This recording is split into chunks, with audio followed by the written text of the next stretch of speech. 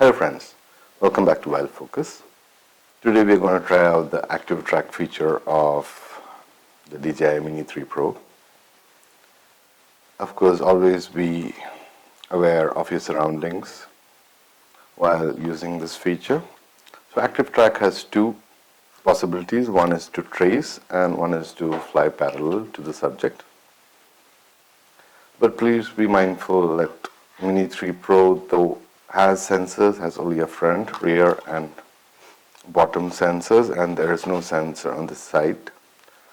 So always be very careful and try to fly above the tallest tree or possible element around you, because while you try active track, especially the trace and also the point of interest, you tend to move sideways, and which would end up you crashing if you're not careful about the surroundings. Overall, the performance of the active track is quite impressive. So we have tried active track with erratic moving subjects like children playing around with vehicles. Also, we've tried the performance and how it fares well in low light situations, especially in night. Overall, the performance of the DJI Mini 3 Pro is quite impressive considering a sub 250 gram.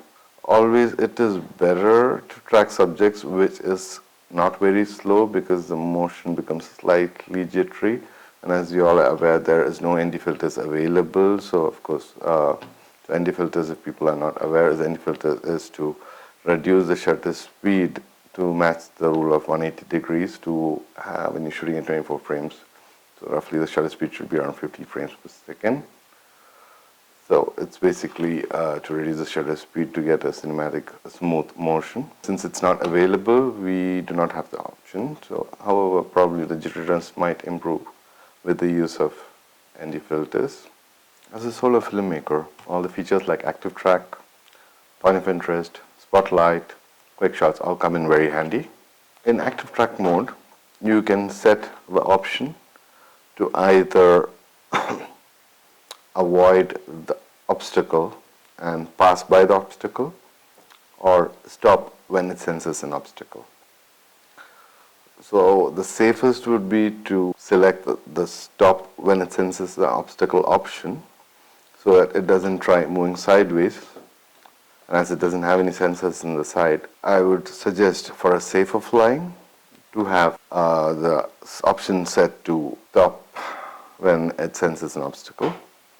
Though the tracking works best when it's selected to the obstacle avoidance to pass by, wherein it has lesser probabilities to miss the object it's tracking, and it tries to find its way around.